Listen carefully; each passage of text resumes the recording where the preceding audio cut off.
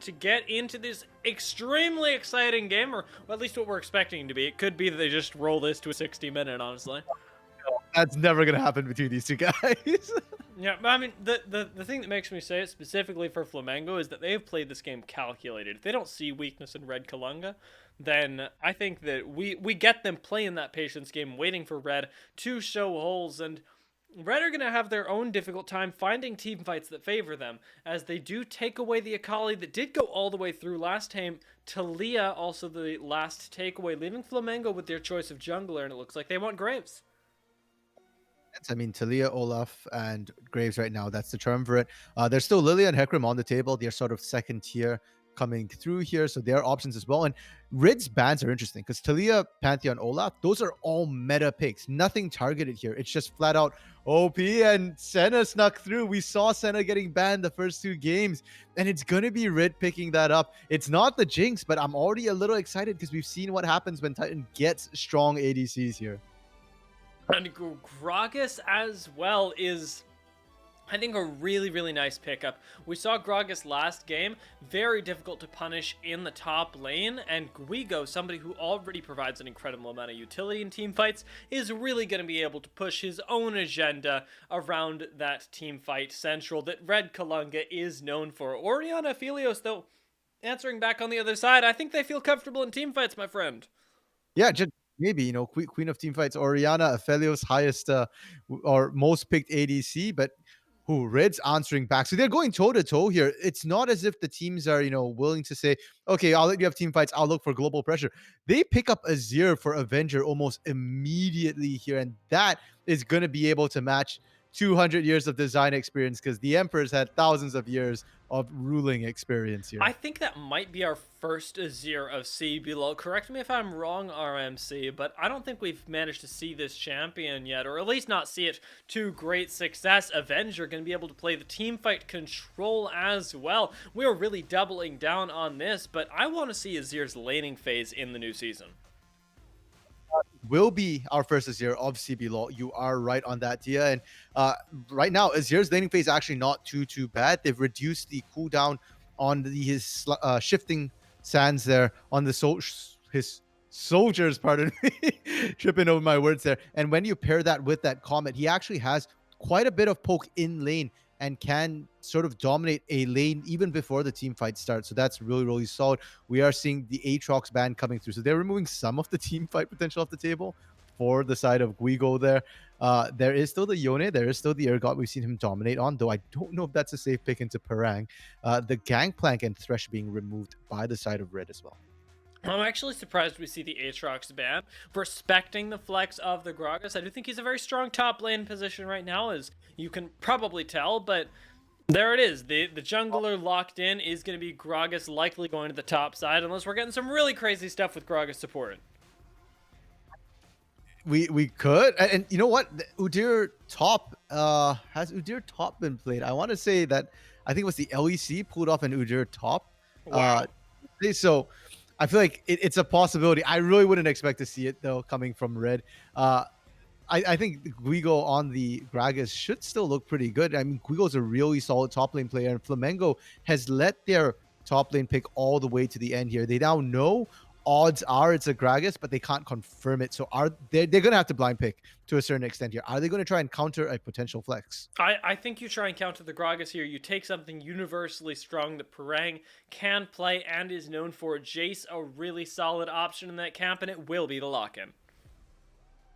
Jace is a really safe pickup as well. He doesn't have a lot of really bad lane matchups. He's great into bruisers. He can match the range as well. So I think it's a really safe pickup. And Parang is known for his Jace somewhat. Jace play. I feel like most of the Korean top laners are known for pretty solid Jaces. So it's a good pickup for Parang. I like to see it. And now it's up to Red Knit's turn. Do they try and counter the Leona? Alistar is on the table. That is the preferred, but instead they're going for the Galio counter pick. So not huge surprises coming through. I do feel like Red's picked up a lot of really strong meta picks here.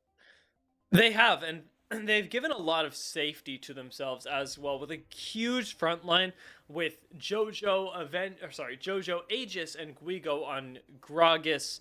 Udyr and Galio, there's a lot of tankiness to chew through here that Absolute is going to have a tough time doing, and even Parang is going to have a tough time doing before we hit those late game item marks. But Red have put themselves on a little bit of a timer playing against an Aphelios with 3 people that want to be up close and personal. Yeah, of potential damage coming up from both teams, really, because don't forget the Azir as well, who can scale up and match the Aphelios in terms of just straight damage. So it's going to be really, really interesting. And we're not seeing, I feel like we've seen a lot from CBLOL, which is the global meta, Talia's Twisted Fates. Yes, there's a Galio for a heroic entrance, but it's a support Galio. This isn't like that mid lane Galio that we saw, in say game 1 where Crastiel pulled it out, just roaming around everywhere here. It's more of a just defensive Galio ultimate. So it seems like both teams are setting up for a more orthodox front to back fight and potentially just laning as well, seeing how the individual lanes go. Because Azir Orianna, that's a fairly, it normally is just a farm fest, but because both of them can poke, there is potential for kills in the mid lane, though maybe with jungle assist, Jace Gragas, that's a bit more of a volatile top lane. And when you pick a Leona, I always feel like kills are on the table. It can always become about laning. Now, I like that you ended with the top lane there because I think that if we see any lane become about the kills, it should be top. But the thing is, if the game does become about top, this favors Flamengo immensely. Red Canids are not a play around a lane, play for your gold type of team. They are a let's wait till the team fight. We're going to do reasonably well until then, and then we're going to destroy you with our team play. And if the game does become about these lanes early on, I fear for Red Canids. Because Flamengo plays the opposite style where they don't play the cleanest team fights. They don't necessarily play the cleanest macro game. They play lane kingdom. We've seen Parang dominate. We've seen Tuts dominate here. I think he's the highest damage per minute leader right now. And Ranger, he's a jungler who likes to gank a lot. He's involved in 75% of his team's first bloods. 3 out of the 4 games he's played in, he's involved in first blood. So they definitely like to play early, get a lead, and just kind of snowball from there. So not only is it a battle between old and new, not only is it a battle between the top of the standings here, it's also a stylistic battle between the two teams. Our one lane kingdom, one sheer mechanic skill versus the other, which likes team fighting, communications, trying to play those fights right. Oh, look at this! We finally get to see our Azir skin as well. I haven't seen Elderwood Azir just yet, so I'm actually really happy that we get to see that this time around. He is eating a lot of poke from Tuts for right now, though, which will cost him a little bit in the health department. With Orianna running Corrupting Potion as well, it's going to be a little bit of a tough call to balance that health and mana bar that you have to play in the early game, especially. Both Azir and Orianna is that they're actually pretty strong with their autos. Azir not with his base autos, but with the Sand Soldier autos and with the Clockwork passive for Orianna. It's not your typical sort of bursty poke. It's a lot of deliver. Oh, Titan is super dead right here. Even if he does have the flash, Ranger's ready with his as well. Flashes preemptively, gets the red buff slow, and finishes off first blood. Easy as you like. Ranger on this Graves is deadly. It's that 80% first blood involves Ranger. That was a nuts call from Flamengo that should not work, but Redkin is overextend, and you see it. You see exactly what we had mentioned before. Flamengo, they are very comfortable playing for these lanes, playing for these early advantages. And that's one of the reasons why and anytime you see a Leona, it doesn't matter who it's paired with, Ezreal, Aphelios, champions that want to scale, you just got to respect that. And Titan didn't even use the cleanse. Granted, the cleanse probably wouldn't have saved him because it's more about the sunlight passive from the Leona, but still, wasn't used at all. And we'll have to be extremely careful now because for the side of Flamengo, if they hit 6 first, they can punish. Anytime Titan stands up, they can punish. And Jojo has to be careful too because they can poke Jojo down as well. And if it does come down to a poke war, Senna does a lot, but I feel like Aphelios is kind of more dangerous in the extended laning.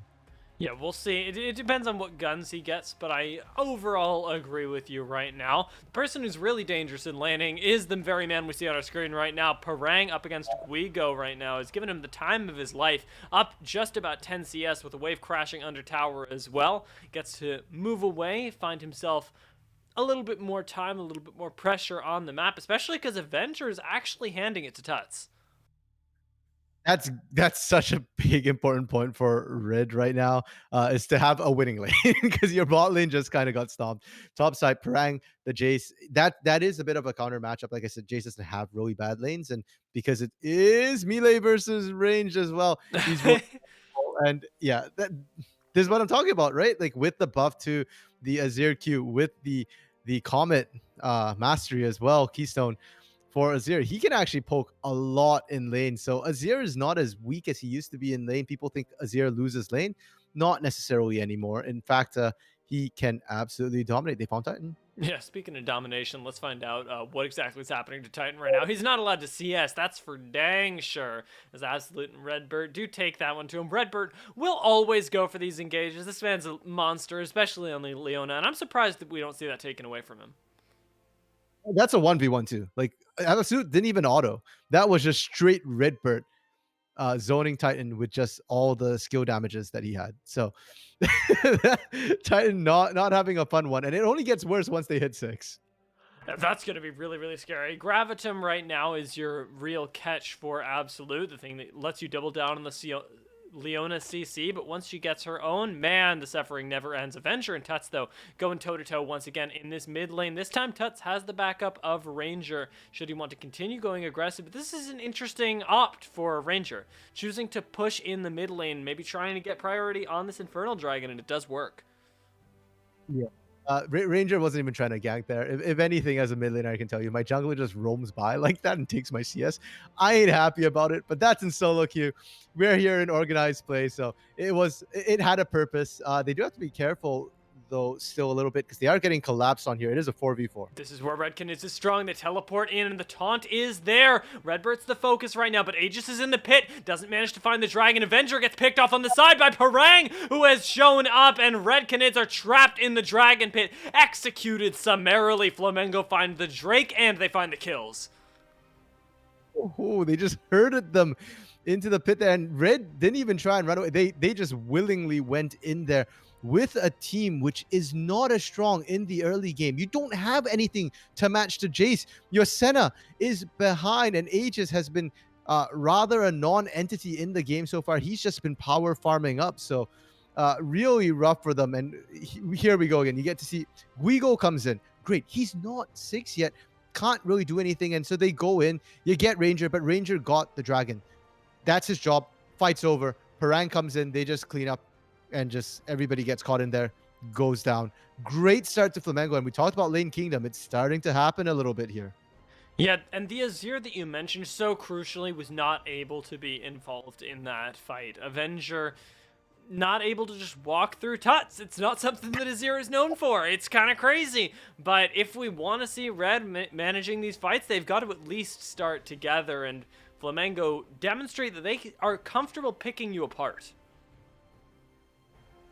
Whether you're grouped up or not, they don't care. They're mechanically skilled enough that they will just shred you if you're not set up right. And Red, we've said before, has not been a team to play through just necessarily straight mechanics there. They do have good mechanics. You have to have that to win a team fight, but always played more sort of structured. And that fight was anything but. Like you said, Avengers on the outside getting flanked by Parang. That's not structured. Titan wasn't really in a good position either. Was kind of off on the side. Not in a great position. You had all the melees just piling in together, no peel.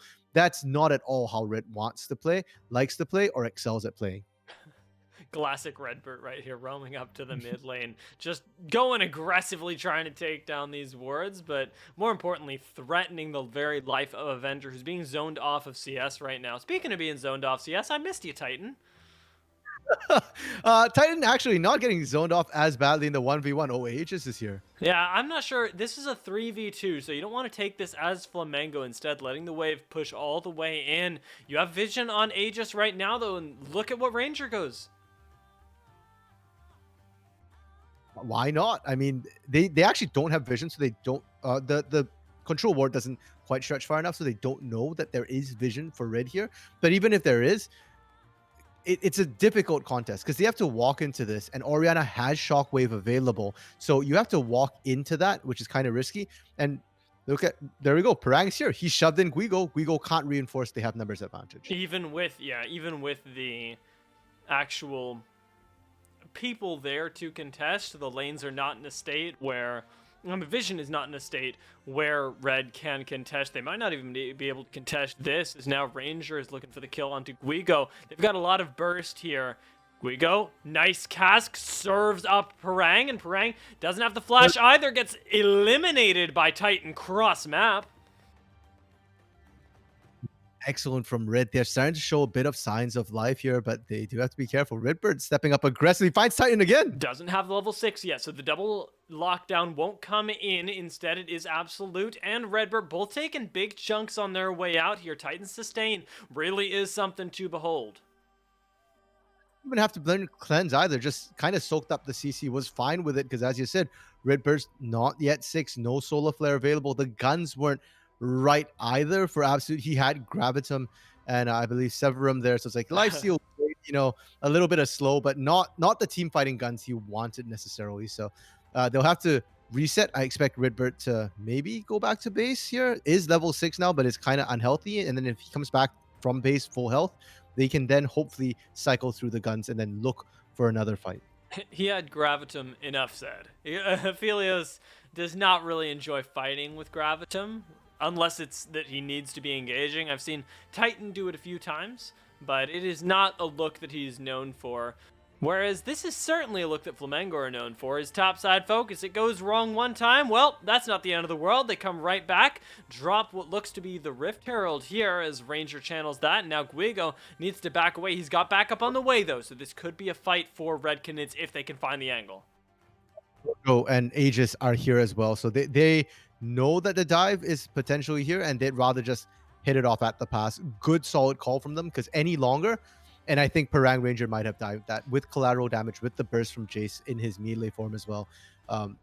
They can burn down a half health Gragas. And both junglers know that the other was topside. Red Canids, they book it back towards this Ocean Dragon. The second dragon of the game should be theirs. Starting it up right away. No need to wait for anything at all. And Flamengo not in position. They have Prio mid. Ranger not here. And they're trying to turn a little bit. That seemed a little bit disjointed, but Redbird does manage to find the engage, however clunky it may be. We do have Tuts getting caught, but does have the ultimate available still and throws that ball in the river as Flamengo. Wow, I can't even say that. They claw their way back in here. Tuts has to flash away for the moment, but still playing the positioning game very well. Aegis needs to be turned and burned. They take down Jojo first, and now Red on the retreat once more. Guigo on the front line, as the dragon is secured just barely by Aegis as he walks in and takes that one away. Let's see what Flamengo can get on the backside of this. Oh, Parang flashes in with the melee form, almost takes down Avenger and Aegis. The teleports are in as well, Absolute flashing for the final auto. Guigo locked up under the tower, doesn't quite go down. Flamengo find several kills, but they do crucially lose that dragon. 3 for 1, I believe, at the end of that. But yeah, great steal, I want to say, from Aegis. Like, what do you call that? Because Aegis started that up. He walked out, came back in. But here we go, the replay. And the fact that Tuts actually survived is huge. Because if you watch how Flamengo plays this, no one dies for the longest time here. They're all so low and alive, and they're zoning. And Aegis just walks up there. Ranger was there. And just the smite was Aegis who took it. So that's a bit rough. And the follow-up here is pretty big as well. The fact that Aegis gets out is already pretty lucky for him, but Avenger doesn't. So ultimately, 3 for 1. You lose the Ocean Drake, but I feel like for a team like Flamengo, who plays so well when they're ahead, they'll take the kills, they'll take the accelerated pace, and they'll take better items and just straight gold. They certainly will, and it's to the tune of about 2,000 gold right now, with Flamengo feeling pretty comfortable. They do still manage to walk in and secure as much vision in the river as they like, as much as it won't be the actual objective, but the dragon was... The fact that the dragon goes over to red there is more of a fluke than anything. Yeah, it's kind of risky. The benefits are undeniable, especially in the top lane, where we've seen Parang kind of dominate here. As we say that, though, it is the classic caster curse. Parang boots away Aegis, but it won't save him for now. Red Guigo does pick up the kill, and very nicely done, honestly. Nicely coordinated with the CC that Guigo brings, the damage that Aegis so clearly has, and he's starting to become that speedy boy we know and love as he serves up, or he looks for a served up Tuts there, but doesn't quite find him. I just love how Aegis is like benefiting from sort of the displacement his top and his solo lanes have there. It's like explosive cask right into Aegis. The Emperor's Divide right into Aegis. Hey, And it's exactly how you want to play Azudir. don't fix what ain't broken. That, like you said, that is kind of the game plan for these guys here. We are seeing the rotation up from Absolute and Redbird though into the mid lane. Aegis, of course, sprinting there to try and stop it for now, but Ranger's coming as well. And this is where he'll really suffer. He's trying to walk into an Aphelios. You just cannot do that as Udyr, and Red Canids have to stand back hopelessly as their tower is taken down by a nice rotation from Flamengo. Clean play here. Honestly, I wasn't expecting Flamengo necessarily to be the ones making the better macro decisions. That's not to say that they haven't been making good macro decisions, more just that Red Canids have been doing a great job with their decisions so far. So I'm glad to see Flamengo knows how to extend their lead. They're not going to wait around and let Red just skill up and then try and pick those late game team fights that they excel at. No, although I suspect that late game team fights will be the crux of the game plan for Red Aegis, especially because he gets to that ridiculously tanky point right now in lanes. As much as we did see it go well, it's not really what he's going to be known for. They've got to find something else here. Even Jojo, really a team fighter by nature. They have a lot of tools for sure. I'm just check. My eyes are still just looking at the gold gap here because 4,000. Yeah. The last time we spoke, I think it was what 1,500 or 2,000 gold difference, and now it's like double that. So it's like I'm just looking at Flamengo and I'm trying to think what is that safe break point where I feel like, oh, they got this easy. Because last game 5,000 gold gap didn't feel like it was solid, but they still lost a couple of team fights for Kaboom with a 5K gold gap. So when you've got a team that excels at, what's the safe barrier here? Like 6K, 7K? You know what? That's something that I think we're still figuring out, and the teams are still figuring out as they become more and more coordinated. Because the more you are able to grasp your own gold, the more you know how much further ahead you are when you can push that advantage, the greater the execution is going to be. Here we go. As soon as I see Parang show up in lane, I do start sweating a little bit, but he's pretty strong right now, has a turbo chem tank, and he's ready to engage whenever. Redbird's here as well, though, with the counter CC. You don't want to dive this. This is the bad idea, especially with the stuns that can come in. Parang is barely surviving for now, will end up being taken down, but there is an execution on the other side. Now Tuts has shown up, has his own ultimate. Avengers roamed up, though, and that's going to need to be Flamengo backing off. Jojo's in a lot of trouble, and the shockwave just barely goes wide, not pulling Jojo right back over the wall. Is with teams and diving Parang here. You've got to do it. Feel like the dives are ending well. Great, you killed Parang. It was ultimately a 1-for-1 trade. Guigo goes down, and while all that's happening, 2 turrets go down in your bot lane, and Shelly's gonna get a 3rd turret. Yeah. Oh my lord, that was close. Almost didn't, but may the turret health of Red Canids rest in peace. Yeah, it just feels like it's bait. Diving Parang is bait. Ganking Parang, that's okay. Diving Parang, not so good. Yeah, and it does net you kills, but they don't even get the turret off of that. Instead, now Tuts and Avenger are the ones side laning up there for now. The real advantage that that Red Canids have right now is I'm lost, honestly. Maybe Guigo? Their biggest advantage right now, not fed Parang, because we've seen Parang take over games. And I feel like the Jace pick was designed to win the lane, and then just proceed to sort of become an unstoppable split push force. Whereas right now, Parang is definitely not that. And they're going to keep picking on the top side over and it doesn't matter who's there. Tuts is there. We'll gank them anyways. Hey, I mean, if you're getting gold on your Azir, Avenger is really the person that you're looking at to carry the game right now, because Titan has not been having the greatest game. Has just picked himself up the Kraken Slayer, so will have relevant damage, but Avenger is not quite there yet, sitting at 149 CS. He's been in lane for a while, hasn't been able to back with that additional gold, so does end up crashing one other wave. Unfortunately, doesn't get that tower, and that's actually pretty big. That is massive. Red has not got a single turret so far. And considering the amount of resources they've expended into the top lane, to not be able to take that kind of hurts. Granted, it's so low that it's freestanding gold. And at this point, it also is kind of bait. If you hover around that top side turret, they can just dive you now with impunity, take the turret down, and finish you off as well. But it's not gold now. And the gold lead, 5K now. So Flamengo is continuing to accelerate the pace of the game through kills, through turrets. That's drying up. But with this sort of lead, they can just turn for bigger objectives like the Dragon, like the Baron. Let's see what they end up doing, because Absolute keeps pushing in this mid lane, keeps getting that CS, and it's going to start to add up. The person that I am a little bit concerned about, though, as we do see Absolute continuing to scale up, and we haven't mentioned it just yet because of his skill on the pick, is Parang on the Jace. Yeah, he's gonna hit the outskill. Well, I don't want to say he's gonna hit the outskilled point soon. The itemization does still give him, opportunities, and his mana immune isn't fully stacked either. We're not your mana yet, so that would be kind of that big spike once that's completed. But they're gonna try and push things before that happens. Yeah, trying to take down Jojo here. It looks like we've got the damage on Flamengo. They will end up picking up a relatively free support there, as a nice engage from Redbird does find him. Now we got around the 20-minute mark. No support to put down wards, and Flamengo will walk into the jungle, clear those away. And they found Aegis here. I don't know if they can actually. I don't know if you can kill him, man.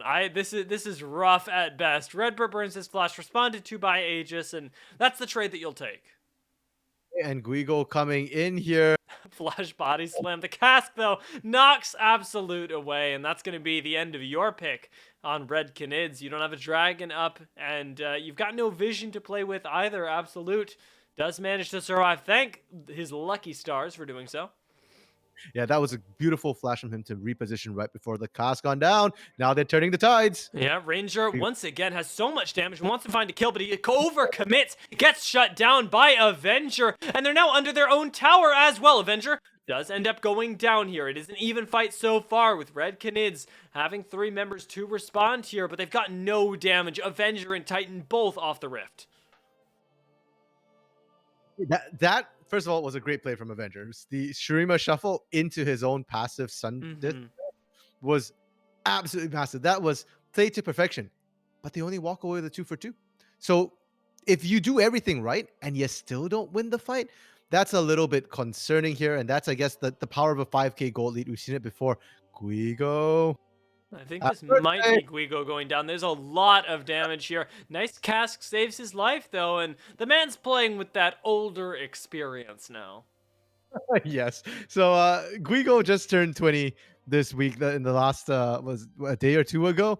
So yeah, I guess Flamengo trying to give him a birthday present. They don't want to give him a win, but they'll give him a nice surprise maybe.